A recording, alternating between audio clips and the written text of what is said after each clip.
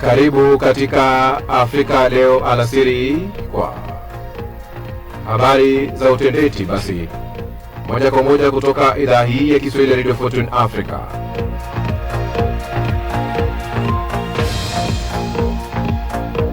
Tumekuandalia mengi, ikiwa ni pamoja na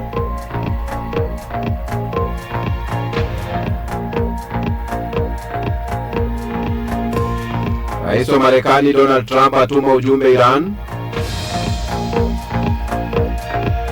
Iran yamimina makombora ndani ya Israel na kukejeli mazungumzo ya Trump ya kudhibiti kwa pamoja eneo la bahari. Umoja wa Ulaya waeleza kuwa wasiwasi mkubwa kuhusu vita vya Mashariki ya Kati.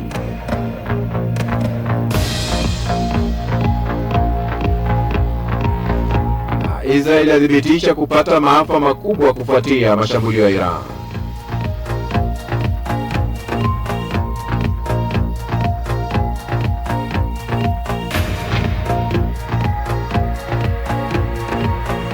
Naam. Natumai ubuheri wa afya pote pale ulipo duniani kwa moyo mkunjufu na mikono miwili.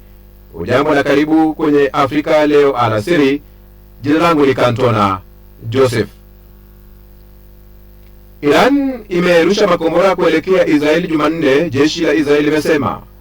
Siku moja baada ya rais wa Marekani Donald Trump kusema kulikuwa na mazungumzo mazuri sana na yenye tija yaliyolenga kusitisha mzozo unaoendelea Mashariki ya Kati.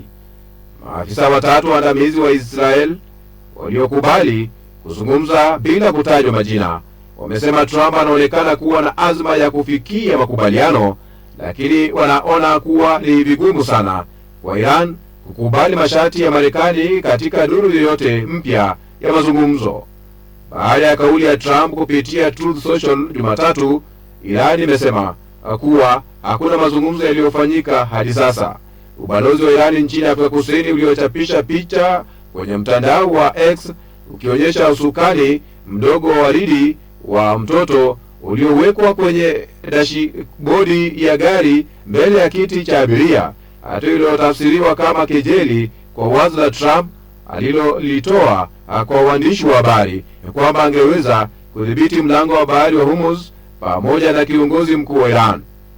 Waziri Mkuu wa Israel Benjamin Netanyahu, ambaye alizungumza na Trump chini ya saa 48 kabla ya nchi zao kuanza vita, alitarajiwa kuitisha mkutano wa maafisa wa usalama kujadili juhudi za Trump za kufikia makubaliano ya Iran, kwa mujibu wa maafisa wawili waandamizi wa Israel.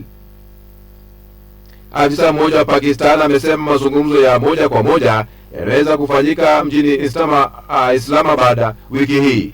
Marekani na Israel zilianzisha mashambulio dhidi ya Iran tarehe 28 Februari baada ya kusema hazijapata mafanikio ya kutosha katika mazungumzo yaliyolenga kusitisha mpango wa nyuklia wa Iran, licha ya mpatanishi Oman kusema kulikuwa na maendeleo makubwa. Mgogoro huo umeongezeka kote Mashariki ya Kati. Iran imeshambulia nchi zinazohifadhi vituo vya kijeshi vya Marekani, imelenga miundombinu muhimu ya nishati na kwa kiasi kikubwa imefunga mlango wa bahari wa Hormuz, njia inayopitisha takribani theluthi moja ya 5 ya mafuta na gesi asilia inayoyeyushwa duniani. Rais wa Tume ya Ulaya Ursula von der Leyen ameeleza wasiwasi mkubwa kuhusu migogoro inayoendelea katika Mashariki ya Kati na kusisitiza umuhimu wa kufikiwa kwa amani kupitia mazungumzo ili kumaliza vita vya Iran. Bi von der Leyen pia alitangaza kuwa baadhi ya nchi za Umoja wa Ulaya zinajiandaa kushiriki katika operesheni ya kulinda mlango wa bahari wa Strait of Hormuz baada ya kumalizika kwa vita.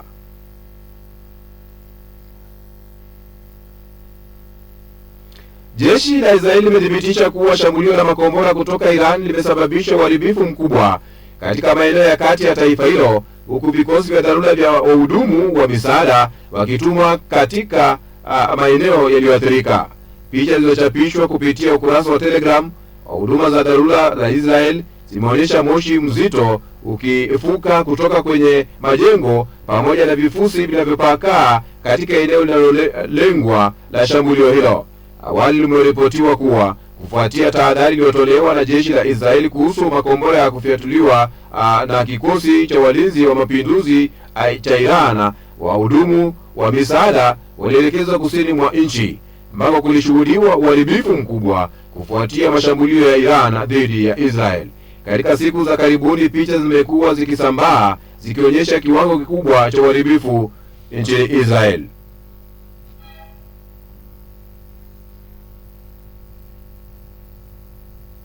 Jeshi la Israeli limethibitisha kuwa mfumo wa ulinzi wa anga wa David's Sling ulishindwa kuzuia makombora ya balistiki ya Iran ambaye yalisababisha mashambulio ya moja kwa moja kusini mwa Israeli, kusini na miji ya Dimona na Arad mnamo Machi 22 mwaka huu. Ripoti zinadai kwamba mfumo wa David's Sling uliundwa kuharibu makombora yanayoelekezwa, lakini ilishindikana katika tukio hilo. Kushindwa kwake kulisababisha uharibifu mkubwa, takribani majeruhi 120 wameripotiwa. Wa ulinzi wa anga wa David's Sling ulishindwa kuzuia makombora mawili ya balistiki kutoka Iran yaliyopiga miji ya kusini ya Dimona na Arad na kusababisha majeruhi pamoja na uharibifu mkubwa. Kwa mujibu wa jeshi la ulinzi la Israel IDF, makombora hayo yalipiga usiku wa Jumamosi yakijeruhi karibu watu 200 na kuharibu majengo ya makazi. Uchunguzi wa jeshi la anga la Israel ulionyesha kuwa hakukuwa na uhusiano wa kiufundi kati ya makosa mawili na kwamba kutokea kwa mashambulizi hayo katika eneo moja ndani ya saa 2 ilikuwa bahati mbaya tu. Jeshi hilo limesema makombora hayo yalibeba vichwa vya kawaida vya vilipuzi vyenye uzito wa mamia ya kilo na sio mabomu ya aina ya cluster. Maafisa walikadiria kuwa makombora hayo yalikuwa ya familia ya Gadri ya Iran ambayo yanachukuliwa kuwa tishio linalojulikana. Mfumo wa David's Sling ulijaribu kuyazuia makombora hayo mawili, lakini makombora ya kujihami yalishindwa kuiharibu. IDF ilibainisha kuwa mashambulizi mawili ya awali katika eneo hilo hilo yalifanikiwa kuzuiwa kwa kutumia mfumo huo huo. Tangu kuanza kwa vita, zaidi ya makombora 400 ya ballistic yamerushwa kutoka Iran kuelekea Israel. Jeshi la Israel limesema limefanikiwa kuzuia 92% ya mashambulizi yaliyolenga maeneo yenye watu wengi na miundombinu muhimu. Ingawa David's Sling haikubuniwa awali kuzuia makombora masafa marefu, ilitumika kwa mara ya kwanza dhidi ya makombora ya Iran katika vita vya Juni 2025 na ilifanikiwa kuyadungua baadhi ya makombora yaliyotoka umbali wa kilomita 1500. Mfumo huo pia umetumika katika vita vya sasa kudungua makombora kadhaa. Israel ina mfumo wa ulinzi wa makombora wa tabaka nyingi, ambapo mfumo wa Arrow 3 ndio wa kisasa zaidi kwa masafa marefu, ukiwa na uwezo wa kudungua makombora ya ballistic nje ya anga ya dunia. Hata hivyo, jeshi linaaminika kutumia David's Sling katika baadhi ya matukio ili kuhifadhi akiba ya makombora ya gharama kubwa ya Arrow 3. Kila kombora la kujihami la David's Sling hugharimu takriban dola milioni 1, wakati matumizi ya mfumo wa Arrow 3 yanaweza kugharimu zaidi ya dola milioni 2.5 kwa kila udunguaji mmoja.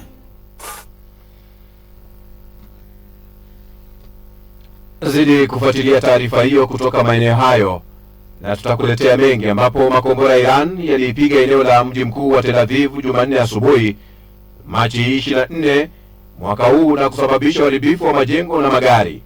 Mashambulizi hayo yalisababisha ving'ora ya mashambulizi ya anga kupiga kelele, huku ripoti zikionyesha takribani watu 6 wakijeruhiwa na athari hiyo, ikiwa ni pamoja na kutoka kwa kombora lenye kichwa cha kilo 100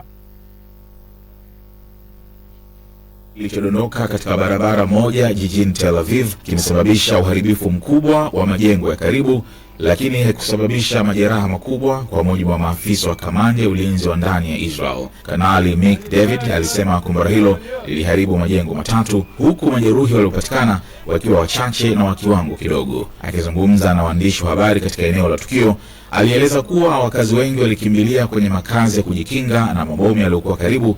jambo lililosaidia kuepuka madhara makubwa. Nafurahi kusema kuwa katika tukio hili linaloonekana kubwa kuna majeruhi watatu tu wa kiwango kidogo, alisema David. Aliongeza kuwa kiwango cha uharibifu kinaonyesha kuwa kombora hilo halikuwa sehemu ya silaha ya mabomu ya cluster. Hata hivyo, alibainisha kuwa linaonekana kuwa dogo kuliko vichwa vya kawaida vya makombora ya Iran vilivyotumika katika mashambulizi ya awali. Maafisa wa usalama walisema kombora hilo lilikuwa na takriban kilo 100 za vilipuzi na kusababisha uharibifu mkubwa wa majengo na magari katikati ya Tel Aviv. Ripoti nyingine zilieleza kuwa vipande vya kombora pia vilidondoka katika mji wa Rosh Hayein mashariki mwa Tel Aviv na kusababisha uharibifu bila taarifa za majeruhi. Kwa ujumla, watu 6 walijeruhiwa kidogo katika maeneo 4 tofauti ya jiji hilo, kwa mujibu wa huduma ya dharura ya Magen David Adom. Kwingineko, Lebanon yamfukuza mjumbe wa Iran. IRGC yaionya Israel kwa kuua raia ya Lebanon na Palestina. Ziliondoka katika nchi hiyo na kumwagiza kuondoka nchini humo ifikapo Jumapili, hatua inayoashiria kuongezeka kwa mvutano wa kidiplomasia kati ya Beirut na Tehran. Uamuzi huo unakuja wakati wa hali sintofahamu ya kikanda na kufuatia mabadiliko ya hivi karibuni ndani ya uongozi wa Iran. Wakati huo Iran imemtaja Mohamed Bagel Zolgadir kuwa katibu mpya wa Baraza Kuu la Usalama wa Taifa, kwa mujibu wa shirika la habari la serikali IRNA likinukuu ofisi ya rais. Zolgadir anachukua nafasi ya Ali Larijani ambaye aliuawa wiki iliyopita. Uteuzi huo unaonekana kuwa jitihada za Tehran kuimarisha haraka uongozi wake wa masuala ya usalama wa taifa baada ya kupoteza mmoja wa maafisa wake wakuu. Katika hatua nyingine, jeshi la walinzi wa mapinduzi ya Kiislamu la Iran IRGC limeionya Israel kuwa litafanya mashambulizi makubwa ya makombora na drone iwapo mauaji ya raia nchini Lebanon na Palestina yataendelea. Katika taarifa yake ya 46 iliyotolewa Jumanne wakati wa Operation True Promise 4, IRGC imeishtumu Israel kwa kufanya uhalifu mkubwa wa kivita dhidi ya raia, huku macho ya dunia yakielekezwa kwenye vita vinavyoendelea kati ya Iran, Marekani na Israel. Timu ya kijeshi ya utawala wa Kizayuni inayoua watoto kwa kutumia mazingira ya vita katika ukanda na umakini wa vyombo vya habari kuhusu vita vilivyolazimishwa dhidi ya Iran imefanya uhalifu mkubwa dhidi ya raia wa Lebanon na Palestina na kuvuka mipaka yote, ilisema taarifa hiyo, ikiongeza kuwa kuendelea kwa vitendo hivyo hakutavumilika. IRGC ilionya kuwa iwapo mashambulizi dhidi ya raia yataendelea, maeneo ya kukusanyika kwa majeshi ya Israel kaskazini mwa Palestina inayokaliwa pamoja na ukanda wa Gaza yatashambuliwa kwa makombora mazito na drone kutoka Iran. Ni Afrika Leo alasiri, ambapo unaipokea kupitia idhaa hii ya Kiswahili ya Radio Fortune Africa. Na hatimaye, upungufu wa mafuta waikumba Kenya kutokana na vita vya Iran na Marekani. Iran ambapo vinaelekezwa Iran kati ya Iran, Marekani na Israel. Mafuta nchini Kenya wameanza kukabiliwa na upungufu wa bidhaa hiyo kutokana na vita vinavyohusisha Iran ambavyo vimevuruga soko la kimataifa la mafuta. Mwenyekiti wa chama cha vituo vya mafuta Kenya POAC, Martin Chomba, amesema mamia ya wauzaji huru tayari wanakabiliwa na uhaba wa mafuta, huku takriban 20% ya vituo vya mafuta vikiwa vimeathirika. Ameeleza kuwa hali hiyo inatokana na kupanda kwa bei ya mafuta duniani pamoja na uamuzi wa serikali kufungia bei za rejareja nchini humo. Kwa mujibu wa Chomba, hali inaweza kuwa mbaya zaidi iwapo mvutano wa Mashariki ya Kati utaendelea. Hadi sasa takriban 20% ya vituo vimeathirika.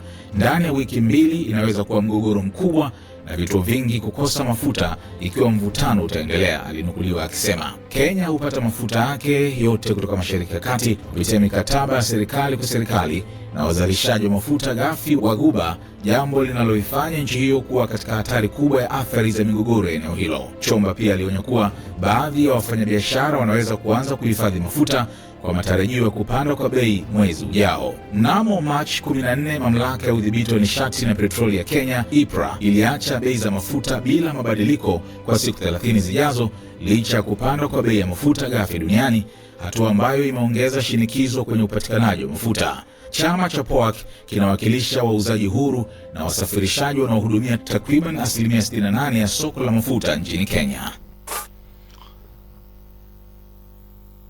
ndiyo hali ambayo inajitokeza kwenye taifa la Kenya, msikilizaji, upungufu wa mafuta.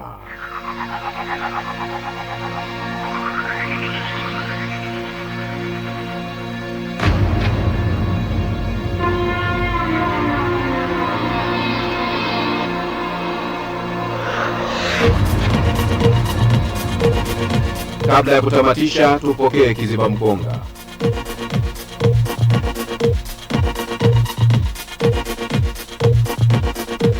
Mara nyingi ulimwengu utakudanganya kwamba mafanikio na furaha ni kuwa na pesa au mali nyingi.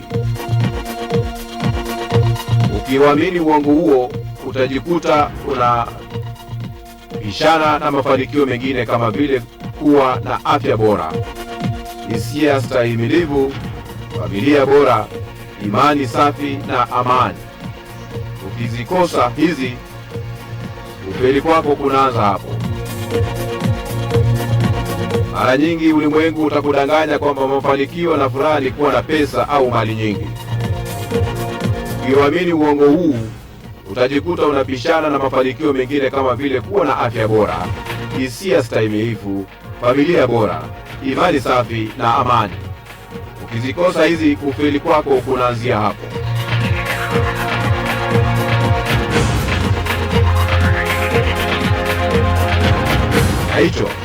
Hicho kiziba mkonga cha sasa.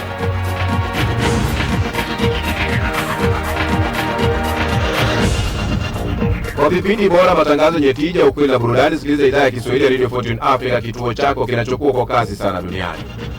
Jukwaa la kweli, Afrika halisi, sauti yetu na taswira yetu. Naitwa Kantu na Joseph. Asante na karibu.